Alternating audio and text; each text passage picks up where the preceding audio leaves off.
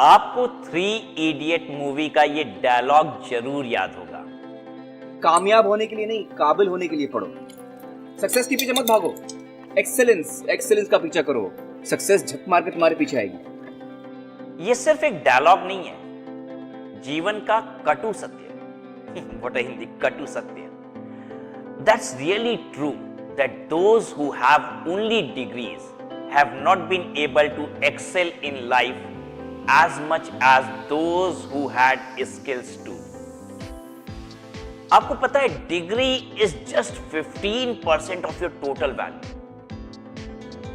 85%, 85% is the skills.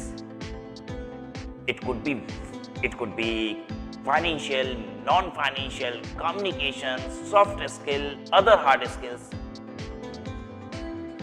Present yourself in the best possible manner. You know, you are the biggest asset, an asset for the bright future. Invest your time and energy in training yourself. Skill, reskill, and upskill yourself to help you in creating an impact, positive impact, and make you more confident. We Study at Home brings to you Skillecture. This offers various financial, etiquette and grooming course absolutely free for you. Yes, free, no condition applied.